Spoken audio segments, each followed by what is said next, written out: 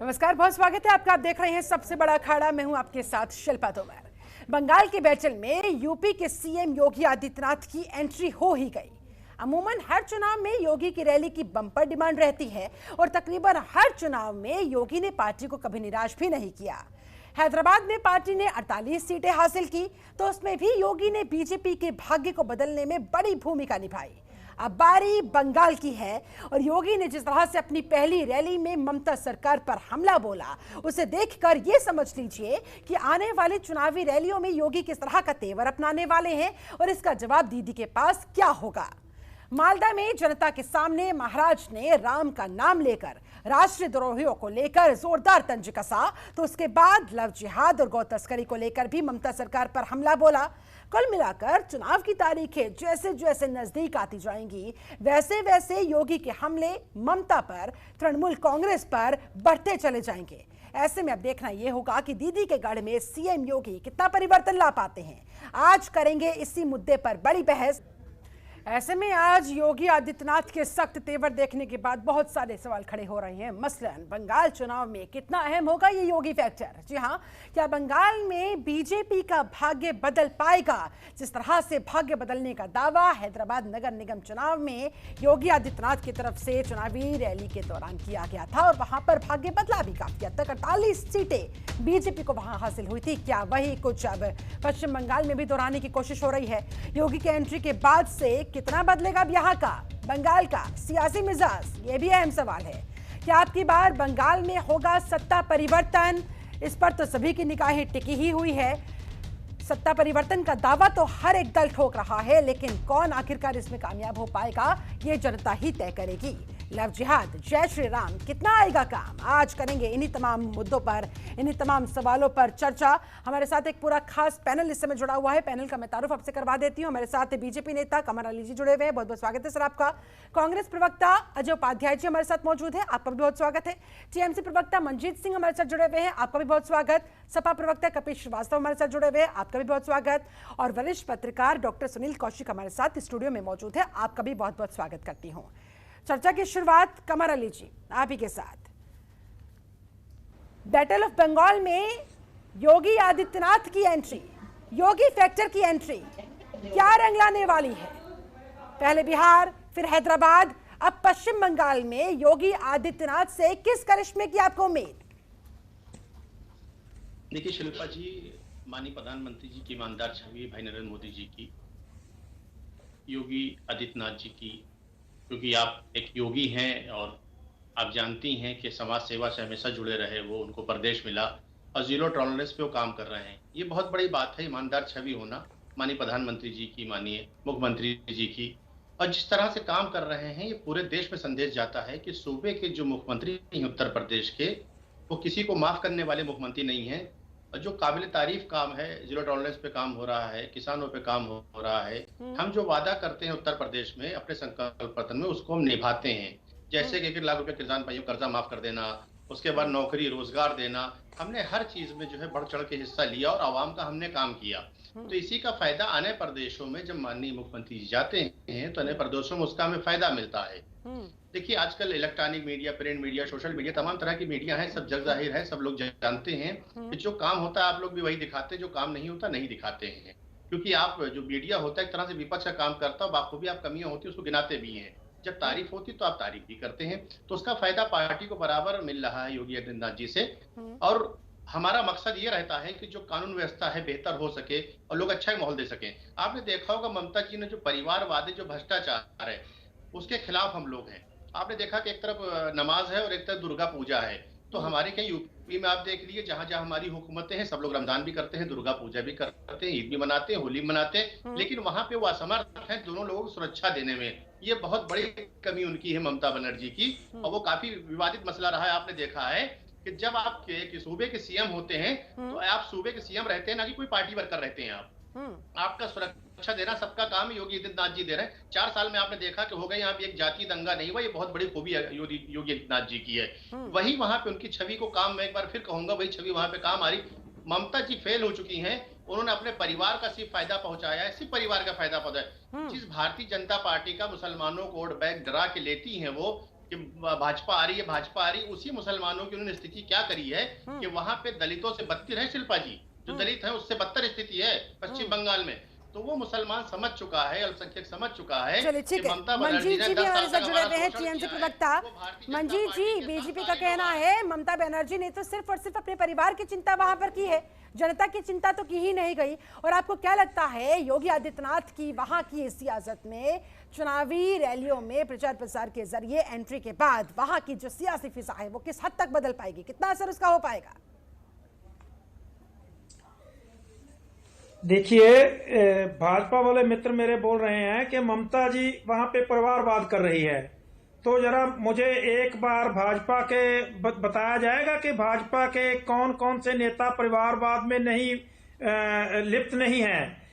और ममता जी का सिर्फ एक भतीजा, वो भी पब्लिक ने जीत करके उसको एमपी बनाया है, तो वो उसमें लोकसभा में है। और लेकिन यहाँ पे भारतीय जनता पार्टी के जरा कोई बड़े कद का नेता बता दें जिसका कोई रिलेटिव, कोई रिश्तेदार, कोई भाई, भतीजा, बेटा उसमें ना आया हो, राजनीति में जिसको लाभांतरित ना किया गया हो। कोई एक ऐसा व्यक्ति बता दीजिए, ठीक है। और दूसरी रही बात आप कर रहे हैं योगी जी की, कि योगी जी की छवि देख चुके हैं कि योगी जी की छवि ये है कि योगी राज में 4-4 वर्ष की कन्याओं, बच्चियों के साथ बलात्कार हो रहे हैं और भारतीय जनता पार्टी के लोग हैं वो जो उसमें लिप्त पाए जाते हैं और उन पे कोई कार्रवाई नहीं होती। शव को जलाने का जबरदस्ती जलाने का को प्रयास किया जाता है और जला भी दिया जाता है, लेकिन उसके बाद में विपक्ष के शोर मचाने से वो थोड़ा सा उसमें कहीं अदालत का उसमें इंटरफेरेंस होता है। तो ये जो योगी जी की छवि है, ये कोई बहुत बड़ा आने के बाद कुछ फर्क नहीं पड़ने वाला, कोई असर वहां धरातल में लोगों की जनता के दिलों में नहीं पड़ने वाला। जी नहीं, कोई फर्क नहीं पड़ने वाला, उल्टा भारतीय जनता पार्टी को नुकसान होने वाला है इससे। योगी की आमद से भारतीय जनता पार्टी को नुकसान ही होगा, क्योंकि महिलाओं को सुरक्षित नहीं कर पाए अपने राज्य में। कितनी उन्नाव की, कितनी दूसरी तीसरी घटनाएं जितनी है, सब नाम लेने लगूं तो बहुत बड़ी लिस्ट है। ठीक है, कांग्रेस के पास जाना चाहूंगी। अजय जी, ईमानदारी से जरा जवाब दीजिएगा, इस बैटल ऑफ बंगाल में कांग्रेस कहां स्टैंड करती है? या यूं कहा जाए कि कांग्रेस के अंदर जो राज चल रही है वो तो उसी से बाहर नहीं निकल पा रही है। आज भी जगह जगह प्रदर्शन किए गए गुलाम नबी आजाद के खिलाफ। आखिरकार ये चल क्या रहा है कांग्रेस के अंदर और ये कब खत्म होगा? शिल्पा जी, चिंता आपको करने की जरूरत नहीं है। कांग्रेस पार्टी का आंतरिक मामला है और वो सब सलट जाएगा। जहां तक बात है, आपने बंगाल की बात की है, बंगाल में कांग्रेस और लेफ्ट का एक ग्रांड अलायंस बना है, सबको पता है। और आधार पर यदि बात करें तो जो हमने पुराने समय में काम किया है या केंद्रीय स्तर पर काम किया है, उसका कहीं ना कहीं इम्पैक्ट बंगाल की जनता समझ रही है। और इन दोनों ने, टीएमसी की बात करें या भाजपा की बात करें, जो जुगलबंदी है दोनों की, एक दूसरे पर घात प्रतिघात दिखावे का कर रहे हैं और टीवी में जो है प्रायोजित डिबेट आजकल चल रहा है, बंगाल की जनता बहुत समझदार है। वो समझ रही है ममता जी ने जिस तरह रक्त रंजित राजनीति करके वहां लोगों को हिंसा का रास्ता दिखाया और सिर्फ विकास के मामले को छोड़ करके बाकी सभी काम किए हैं, उससे लोग त्रस्त हैं। लेकिन जो भाजपा के लोग हैं, केंद्र में उनकी सरकार है, कितने लोगों को नौकरियां मिली, महंगाई का क्या हाल है, पेट्रोल और डीजल का क्या हाल है, काला धन कितना आया, पूरा देश देख रहा है। यही भाजपा के लोग जाकर के जब वहां पे झूठे वादे पुनः करते हैं, जुमले पढ़ते हैं, तो लोग हंसता है, मजाक उड़ाता है इनका कि ये मजाक जब देश में आप नहीं कर पा रहे हो तो यहाँ क्या रोजगार दे पाओगे। तो ये कहानी बंद करे। जहां तक योगी आदित्यनाथ जी की बात है, योगी आदित्यनाथ जी तो आंध्रा के बाद तेलंगाना में भी गए थे, वहां भी चुनाव हुआ था, छत्तीसगढ़ में भी बहुत प्रचार किया था, मध्य प्रदेश में भी किया था, राजस्थान में भी किया था, पंजाब में भी किया था। शिल्पा जी, क्या रिजल्ट है? एक बात जरूर अच्छी लगी, आज डिबेट का कुछ डायरेक्शन आपने चेंज किया। लगता है कि अमित शाह जी अब हार मान चुके और मोदी जी हार मान चुके। पिछले 2 महीने से तो बंगाल में अमित शाह की लगती थी कि वही वहां के मुख्यमंत्री गृह मंत्रालय के अलावे सब लेट करेंगे, लेकिन आज योगी जी जा रहे हैं। लगता है उत्तर प्रदेश में जो हालात हैं वो ठीक नहीं है, सुरक्षा के मामले में, रोजगार के मामले में, हिंसा और हत्या के मामले में, और लगता है इस कारण इनको कहीं ऐसा लग रहा होगा कि बंगाल ही शिफ्ट हो जाए। लेकिन अजय जी आप मुझे, चलिए ठीक है, मैंने आपकी बात सुनी है, अब आप मेरा भी एक और सवाल सुनिए। ये बताए, बीजेपी पूरी तरह से एक्टिव मोड में वहां बंगाल की धरती पर नजर आ रही है, टीएमसी तो ऑलरेडी वहां सत्ता में चल ही रही है, कांग्रेस का कोई बड़ा नेता अब तक वहां पर चुनावी रैली में प्रचार प्रसार करने के लिए उपस्थित क्यों नहीं दिखाई दिया? आप लोग क्यों अपने आप को वहां पर जनता के बीच नोटिस नहीं करवा पाए हैं? क्या आप नहीं मानेंगे कि अभी भी फिलहाल आप बीजेपी से पीछे ही चल रहे हैं, कम से कम चुनाव प्रचार के इस मामले को लेकर? सल्पा जी, पहली बात है कि बंगाल का राज्य स्तरीय चुनाव है, राष्ट्रीय चुनाव नहीं है। जो टीवी चैनल के माध्यम से, डिबेट के माध्यम से भाजपा की बढ़त हर बार दिखती है और सर्वे दिखाता है, टीवी पे चुनाव नहीं होता है। वहां का वोटर बहुत जागरूक है। हमारे जो स्थानीय कार्यकर्ता है, प्रदेश अध्यक्ष हैं, विभिन्न राज्यों के जो हमारे नेता हैं, जो राज्य स्तरीय नेता है, वहां ग्राउंड में जाकर वर्कर के साथ कर रहे हैं। और 2 दिन पहले आपने देखा होगा महारैली, वैसी रैली तो आज तक ना भाजपा की हुई ना। अमित शाह जी पैसा दे करके और जेपी नड्डा जी पैसा दे देकर बुलाते हैं, फिर भी उतनी आदमी नहीं आ पाते। हम ममता जी का रैलियों का हाल देख रही हैं। शायद एक बार यदि हो सके तो क्लिप जरूर आप चलाइए कि पिछली जो 2 दिन पहले रैली वहां हुई है, लाखों की संख्या में लेफ्ट और हमारे जो अलायंस हैं, उस अलायंस के बैनर तले लोग वहां आए हैं। ऐसे ही तो नहीं आए होंगे। हमारे लोगों का वहां पे कोई ना कोई प्रयास होगा, जनता हमारे साथ होगी। और आप देखिएगा, चाहे 8 चरण, लेकिन आप कह रहे हैं कि राज्य स्तरीय चुनाव है, इसलिए कोई बड़ा चेहरा वहां पर नहीं पहुंचा है। लेकिन आपको ध्यान में रखना चाहिए, जब हैदराबाद का नगर निगम का चुनाव भी था ना, कितने बड़े बड़े बीजेपी के नेता वहां पर पहुंच गए थे चुनाव प्रचार करने के लिए। इस बात को भी ध्यान में रखना होगा। चलिए ठीक है, आऊंगी आपके पास, हमारे साथ आऊंगी आपके पास। सर बाकी भी मेरे साथ मेहमान जुड़े हुए हैं, उनका भी रुख कर लेते हैं। ठीक है सर, सारा समय तो एक शख्स को नहीं दिया जा सकता। आऊंगी सर आपके पास, चुनाव लड़ना है। चलिए ठीक है, जनता को भूल जाते हैं। चलिए ठीक है, लौटूंगी आपके पास। कपिश श्रीवास्तव भी हमारे साथ जुड़े हुए हैं। कपिश जी, योगी आदित्यनाथ बंगाल पहुंच गए, दावा ठोक रहे हैं यहां के लोगों की तकदीर बदलने का, वहां के लोगों के भाग्य को बदलने का, क्या कहिएगा?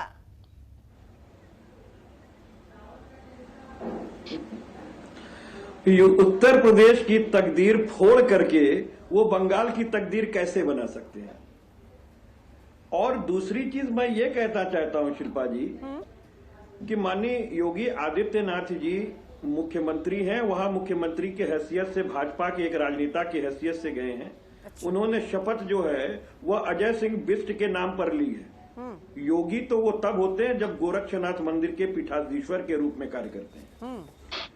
इस समय वो राजनीतिक व्यक्तित्व हैं जिन्होंने, ये बात अलग है कि गेरुआ चौले में जो काम रावण ने किया था सीता माता के साथ, वही वो उत्तर प्रदेश और देश के साथ कर रहे हैं।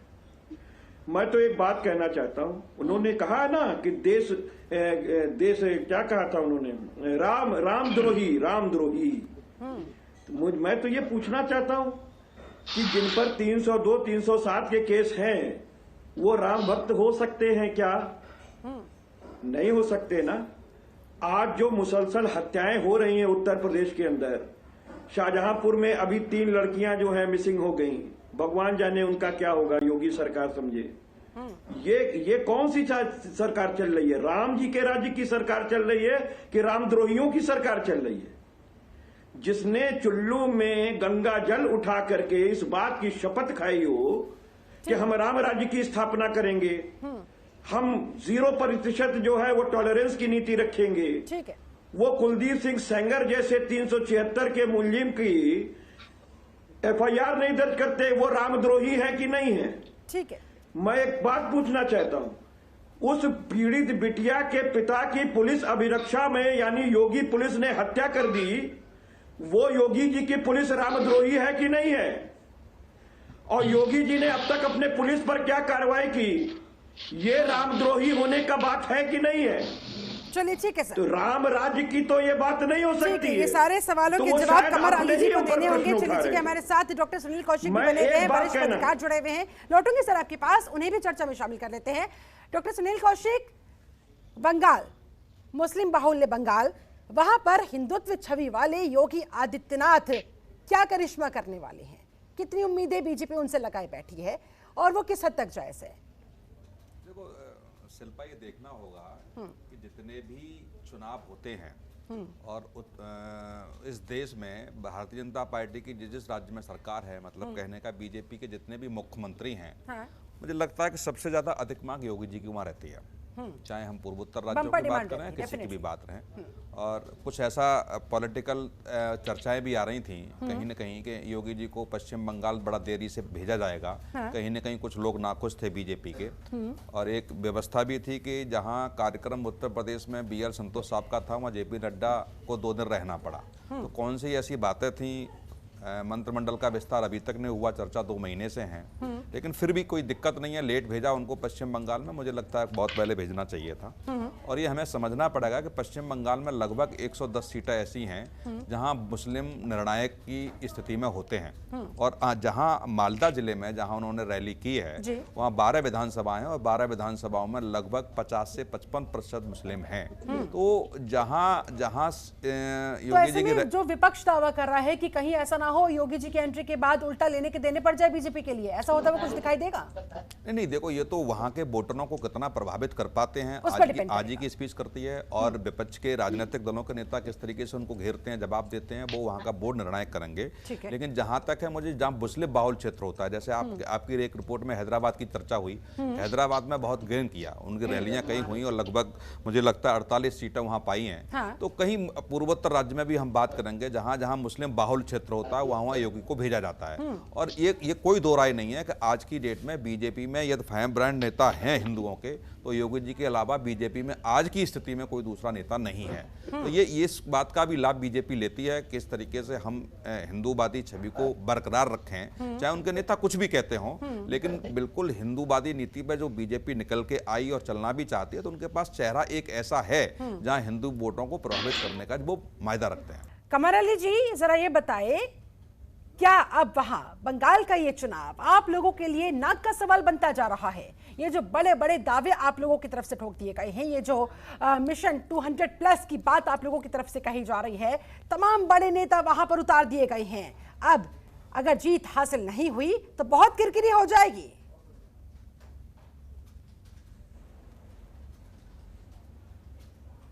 आपने देखा कि जो आवाम को सुख सुविधाएं न दे पाए, उन्हें तो अपने आप गति छोड़ देना चाहिए। जब उनके साथ के लोग उनका साथ छोड़ के जा रहे हैं तो उन्हें अंदाजा लगा लेना चाहिए था कि उनके साथ के लोग साथ छोड़ के जा रहे हैं। देखिए, जब आपके लोग आपका साथ छोड़ के जाने लगे तो ये मान लेना चाहिए कि आप गलत हैं। ममता जी ने इस बात को नहीं माना कि वो गलत है। आपने लोग जब भी साथ छोड़ते जब इंसान गलत होता है। और ये समाजवादी और आपने देखा ये पार्टियां बात करती हैं, RLD, ये जा जाके वहां प्रचार कर रही हैं, भारतीय जनता पार्टी का डर दिखा रही हैं, निवेदन कर रही हैं कि भाई देखिए आप ममता बनर्जी को मजबूत करिए, ममता बनर्जी को वोट दीजिए, हमने मुसलमानों को लूटा है, दलित से बुरी स्थिति पहुंचाई है, जो आपने 10 साल लूटा है, आपने दलित से बुरी स्थिति पहुंचाई है, आप भारतीय जनता पार्टी का डर दिखाइए। आप भेदभाव वाली बात किसने चालू करी है? ये जो पार्टी आज हिंदू मुसलमान की जो बात कर रही है, किसने भेदभाव चालू किया है? ये बताने का कष्ट करेंगे? नहीं बताएंगे। ये हमेशा मुसलमानों को जो है भारतीय जनता पार्टी का डर दिखाया, उनको वोट बैंक समझा। आप बराबर जो मुस्तकिल एक बात कही जाती है कि हिंदूवादी मुसलमान, ऐसा कुछ नहीं हमारी पार्टी में। जफर इस्लाम साहब राज्यसभा है, मोहसिन रजा साहब मंत्री हैं, मुख्तार अब्बास साहब नकवी हैं। आप बताइए भी शाहनवाज जी बिहार में बनाए गए, कैसी बात करते हैं, कहाँ डराने वाली बात करते हैं? अगर चुनाव जीत के नहीं आते तब भी हम विधान परिषद, हम राज्यसभा भेजते हैं। आप किस मुल्क में जी रहे हैं? देखिए, हिंदुस्तान है, सबके साथ सबके विकास की पार्टी बात करती है, हम बराबरी का दर्जा देते हैं, बराबरी की बात करते हैं। अगर मुसलमानों की वहाँ स्थिति बुरी है तो क्या हम बात नहीं करेंगे? आप सिर्फ डराने के लिए एक को परमिशन देंगे, एक को परमिशन नहीं देंगे। बीजेपी का कहना है कि अगर मुसलमानों की स्थिति वहां पर बुरी है तो हम तो वहां जाएंगे, इस बारे में हम बात करेंगे, ये हमारा अधिकार है। और धीरे धीरे एक एक करके आपकी पार्टी से आपका साथ छोड़कर जो लोग भारतीय जनता पार्टी की तरफ शामिल होते जा रहे हैं, ऐसे में ये कमजोरी किसकी दर्शाता है? देखिए शिल्पा जी, मुझे एक बार मेरे भाजपा वाले मित्र से पूछें कि कितने आदमी छोड़ करके गए हैं? 5 लोग। 5 लोगों के छोड़ के चले जाने से कोई पार्टी को डैमेज होता है तो मेरे हिसाब से इनकी जो इनका गणित है वो गलत साबित हो रहा है। और मैं तो उसमें एक बात बताना चाहता हूं आपको कि बंगाल के लोग मुझसे जो बात कर रहे हैं, जो मेरी बंगाल वाले लोगों के साथ बात होती है, तो वहां पे मोदी जी का एक अवतार है। मोदी जी जैसे जैसे ही जहां पे जाकर के अवतार लेते हैं तो वहां के लोगों को नुकसान करते हैं। जैसे कि इन्होंने पहले करतारपुर का लांघा के टाइम पगड़ी पहनी, जैसे ही मोदी जी ने पगड़ी पहनी तो पंजाब के किसान को मार के गिरा दिया, वो बैठा रो रहा है। आज पंजाब के किसान 100 से ऊपर दिन से बैठे हुए सड़क पे रो रहे हैं, ठीक है। उससे पहले बिहार का टर्बन पहना तो ये गलवान घाटी में गए और वहां से बिहार के लोगों की लाशें वहां पहुंची बिहार में। छोड़िए बाकी राज्यों तो मोदी जी बंगाल में क्या होने वाला है? बंगाल में चलिए ठीक है, अगर आपका ये कहना है जहां जहां वो पहुंचते हैं वहां ऐसी चीजें हो जाती है, तो बंगाल में ऐसा ना होने पाए, इसको लेकर आप लोग कितने तैयार हैं? बिल्कुल, रविंद्रनाथ टैगोर जी का अवतार लेके आए हैं, तो अब इनका बंगाल के लोगों को मारने की संभावना है। बंगाल के लोगों को लूटने और मारने की संभावना पूरी है। अच्छा, इसीलिए इतना कत्लेआम वहां पर मचा हुआ है, इसलिए इस तरह से रंजिश वहां पर रंजिश नजर आ रही है। भारतीय जनता पार्टी मचा रही है, कत्लेआम भारतीय जनता पार्टी मचा रही है। भारतीय जनता पार्टी हमारे मंत्रियों पे बम फेंक रही है, बम बोल के बम फेंक रहे हैं ये लोग। कमर अली जी, ये बम के डर की राजनीति करते हैं कि क्या सिर्फ चुनावी जीत ही सब कुछ होती है? टीएमसी का आरोप है कि राजनीति आप लोग वहां जाकर कर रहे हैं। सरदार जी जरा सुन लीजिए आप जी। हाँ, भारतीय जनता पार्टी कर रही है, हम नहीं कर रहे हैं। नहीं। अच्छा, एक बात, इसका मतलब आपने मान लिया कानून व्यवस्था आपकी फेल हो गई। इसका मतलब आपने इस बात को मान लिया कि सीएम आपके फेल हैं, वहां का डीजी फेल है, वहां के गृह सचिव फेल है, वहां की पुलिस फेल है। आप इस बात को मान लिया आपने? आपकी एजेंसियां क्या कर रही है जो बम फूट रहे हैं वहां पे? वहां पे जब आप सीआरपीएफ इंडियन आर्मी को तैनात कर रहे हैं, तो वहां पे जानबूझ के उसको सिस्टम को खत्म करने की कोशिश कर रहे हो ना आप लोग। कानून व्यवस्था आपकी फेल, आप लोग खत्म करने की कोशिश कर रहे हो सिस्टम को। मुख्यमंत्री ने मान लिया ना। देखिए, आप लोग सिस्टम को खत्म करने की कोशिश कर रहे हो। जब आपने मान लिया कि आपकी मुख्यमंत्री फेल हो गई है, मैं तो अभी कह रहा हूँ, जगह जंगल मैं तो अभी मान रहा हूँ। देखिए, मैं कार्यकर्ता मारे जा रहे हैं, रोज फांसी पर लटका मैं कह रहा हूँ कि कानून व्यवस्था को भारतीय जनता पार्टी खत्म कर रही है। देना चाहिए भारतीय जनता पार्टी तारीख में। भारतीय जनता पार्टी। डॉक्टर सुनील कौशिक की किस तरह का खेल दोनों पार्टियों के बीच वहां चल रहा है और जनता इस खेल को आखिरकार कैसे समझे? नरेंद्र मोदी को देना चाहिए। आप शिल्पा देखो, जहां बीजेपी के नरेंद्र भाई मोदी को इस्तीफा देना चाहिए। चलिए ठीक है मंजीत जी, ठीक है मंजीत जी, से ज्यादा किसान, ठीक है, दूसरों की भी सुन लीजिए। ठीक है मंजीत जी, ठीक है। डॉक्टर सुनील कौशिक, जहां बीजेपी के नेता कह रहे हैं कि बहुत से ऐसे नेता हैं जो छोड़ के टीएमसी को गए, ये वही नेता हैं जहां 2014 के चुनाव में और 2019 के चुनाव में भारतीय जनता पार्टी ने पानी पी के उनको गालियां दी मंचों से।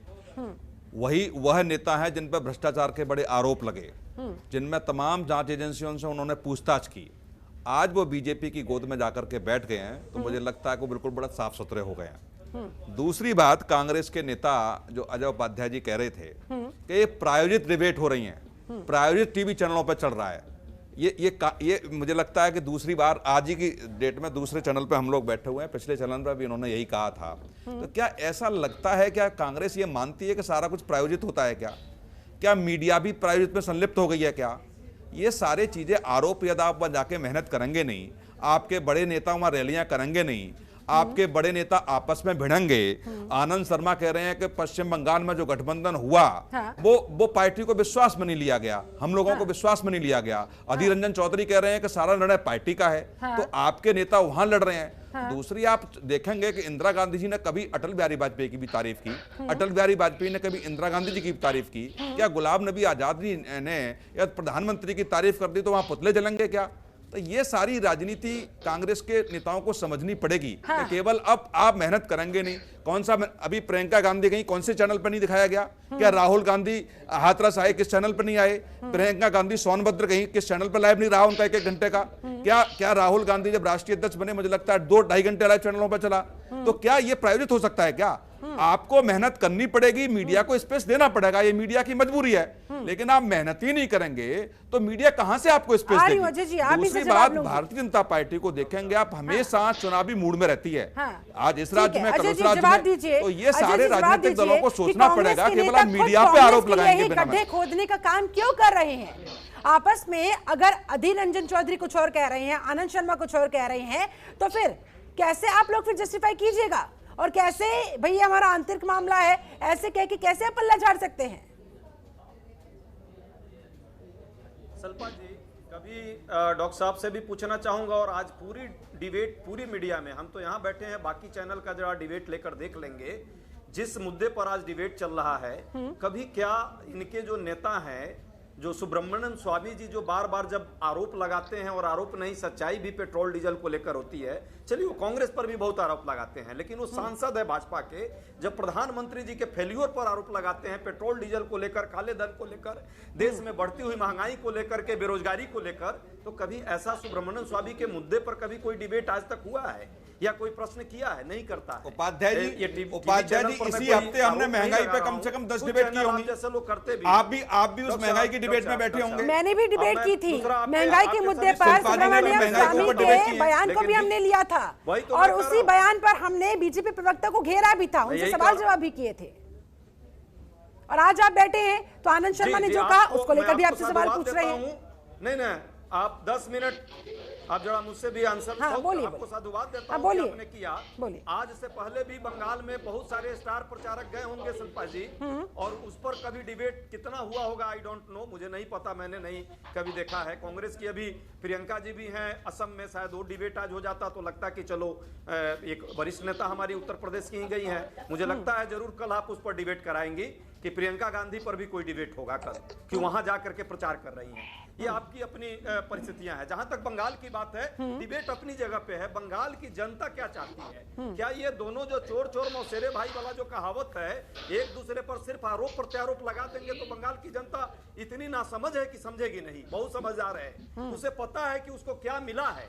5 साल में जिस तरह से ममता बनर्जी जी ने लोगों को ठगने का काम किया, और केंद्र में माननीय मोदी जी के नेतृत्व में सिर्फ जुमला फेंकने का काम हुआ है, इससे बंगाल के लोग समझते हैं और समझदार लोग हैं। पूरे देश की राजनीति में उनकी अपनी अहमियत है। ये सब कहानी छोड़े, ग्राउंड में क्या सच्चाई है उस पर बात करें। ग्राउंड में इससे पहले कम्युनिस्ट पार्टी की सरकारें थी, कांग्रेस की भी सरकारें रही, हमारे ग्राउंड के नेता वहां एक एक पल जनता के साथ 5 सालों में रहे हैं। ये सिर्फ चुनाव के टाइम जाकर चुनावी राजनीति करते हैं। हम चुनाव के लिए सिर्फ राजनीति नहीं करते, सत्ता सियासत बात की बात है, पहले हमें ग्राउंड में जाकर के लोगों के दुख दर्द में साथ देना होता है, उनकी सही और गलत कामों के साथ हमें खड़ा होना होता है। सरकार जो जन विरोधी नीतियां अपना रही है, चाहे देश में या बंगाल में, वहां हमारे कार्यकर्ता एक एक पल खड़े हैं, लाठियां खा रहे हैं, तो जनता समझती है कि कौन किसके साथ है। आज किसानों के मुद्दे की बात, कह देने भर से कुछ नहीं होता, जनता समझती है कौन किसके साथ है, लेकिन वो दिखाना भी पड़ता है, अपने आप को नोटिस भी करवाना पड़ता है, ये बात भी आपको स्वीकार करनी पड़ेगी। चलिए ठीक है, कपिल श्रीवास्तव, वहां पर जो हकीकत होती है ग्राउंड लेवल पर, दरअसल वो कोई दिखाना नहीं चाहता या फिर उस पर कोई बात नहीं करना चाहता। तमाम राजनीतिक दल सिर्फ अपने अपने लाइन ऑफ आर्गुमेंट का जो उन्हें तथ्य सूट करते हैं उन्हें लेकर बात कहते रहते हैं, उनका राग अलापते रहते हैं। ऐसे में अल्टीमेटली कौन पिसता है? जनता पिसती है।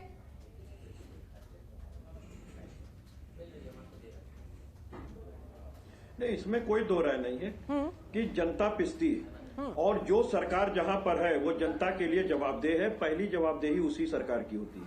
बिल्कुल। लेकिन हम एक बात कहना चाहते हैं कि भाई देखिए, भारतीय जनता पार्टी जिस तरीके से सांप्रदायिकता का तांडव जो कोई इलेक्शन शुरू होता है खेलना शुरू करती है, या जिस तरीके से बंगाल के अंदर घुसते ही उसके चरण रज पड़ते ही जिस तरीके से आग बरसाना शुरू हो गया, पत्थर खाना शुरू हो गया, पत्थर मारना, कत्लेआम शुरू हो गया, तो ये एक चीज दर्शाता है कि भारतीय जनता पार्टी जो कि गोधरा से शुरू हुई थी, उसकी हिंसा उससे पहले से भी शुरू हुई, और वो आज भी हिंसा का ही सहारा कहीं फैलने के लिए लेती है।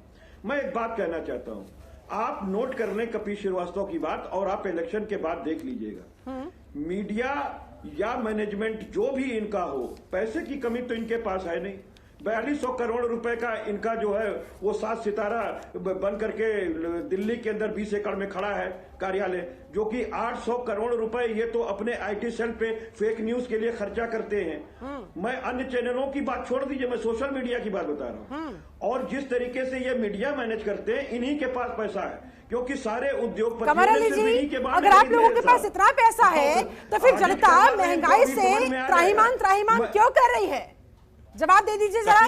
नहीं, एक सवाल, कपीश जी, कभी आप सरकार में रहे हैं, तब आपके पास पैसे की कमी नहीं थी, तो क्या आपने भी मीडिया को मैनेज किया है क्या? हाँ, बताइए जरा। 2012 का चुनाव आपने उत्तर प्रदेश का जीता, कपिल जी 2012 का चुनाव आपने जीता उत्तर प्रदेश में, तो क्या नहीं एक बात पूरी कर लीजिएगा, एक सवाल भी ले लीजिए ना, इस एक सवाल ले लीजिए, उसको भी प्रेस कर दीजिएगा। तो 2012 में आप चुनाव जीते, तो क्या आप मीडिया मैनेजमेंट करके चुनाव जीते?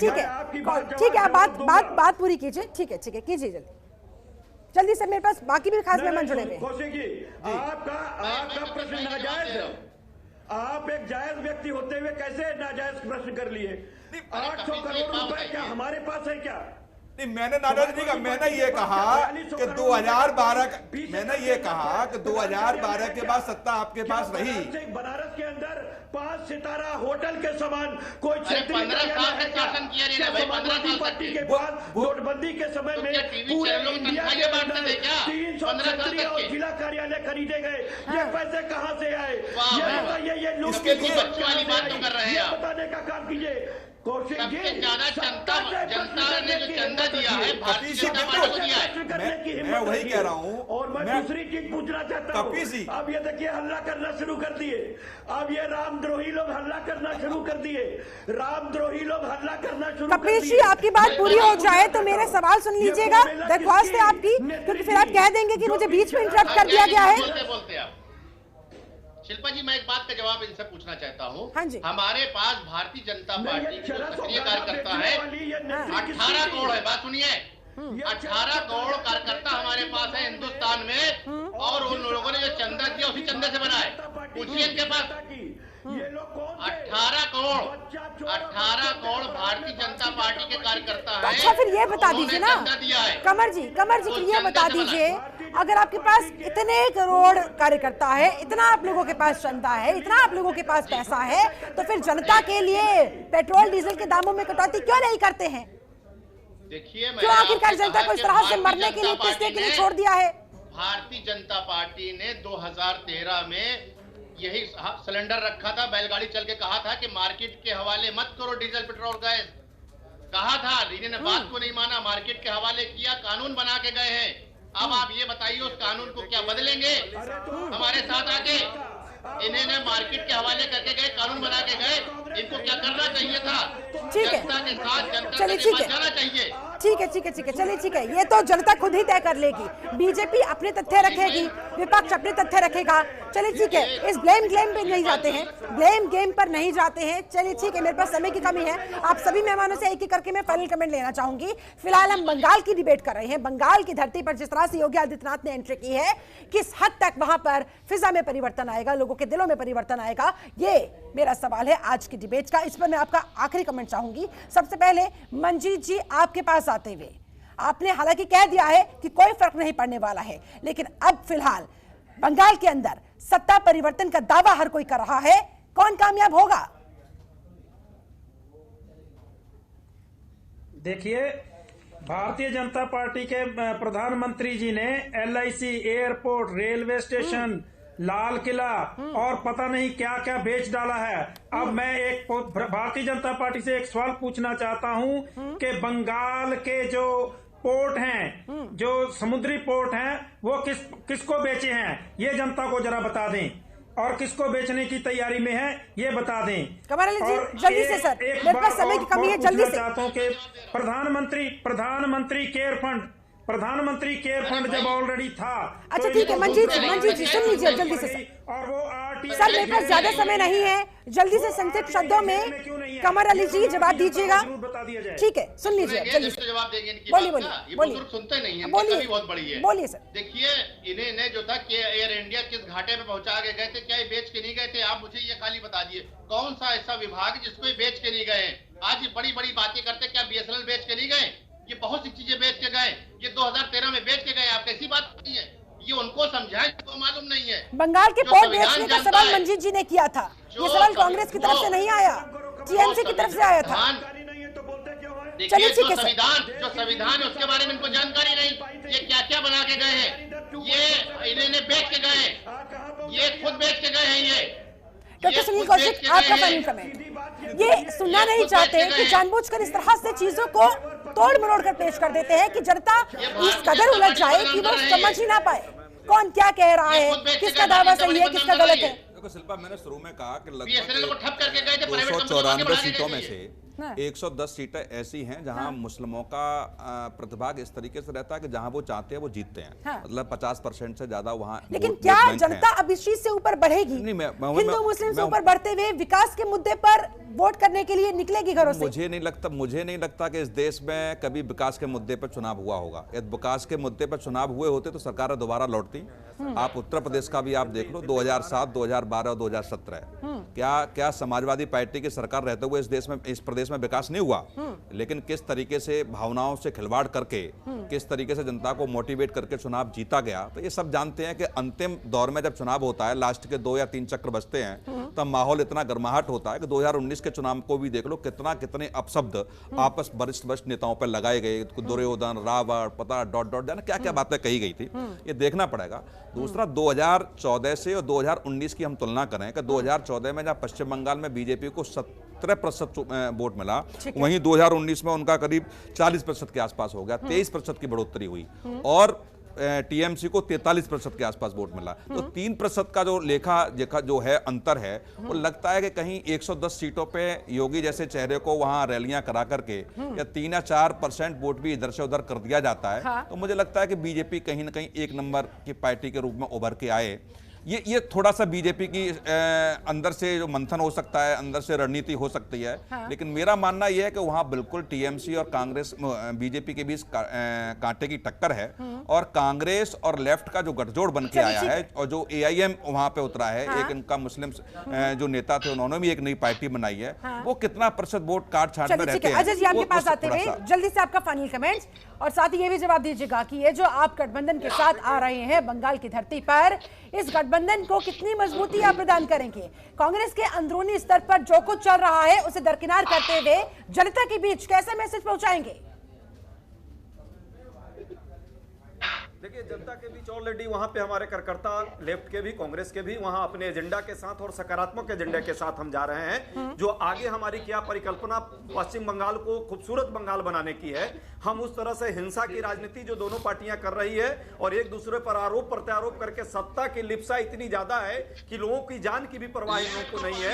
बमबारी करने पर ये लोग तुले हुए हैं। वहां के आम लोग समझ रहे हैं कि लोग फ्यूचर में क्या करेंगे जब अभी सत्ता पाने के लिए इस तरह कर रहे हैं। हमारा एजेंडा स्वास्थ्य, शिक्षा और रोजगार का है, महंगाई को कम करने का है। हमारी सरकार वहां आएगी, वहां पे ईमानदारी से लोगों के जन कल्याण के लिए हम काम करेंगे और लेफ्ट का भी यही एजेंडा है, कांग्रेस का ग्रांड अलायंस। चलिए, देखने वाली बात होगी कि जनता आपके इन दावों पर, आपके इन वादों पर कितना विश्वास कर पाती है। चलिए, ठीक है। कपिल श्रीवास्तव, आपका आखिरी कमेंट जल्दी से सर।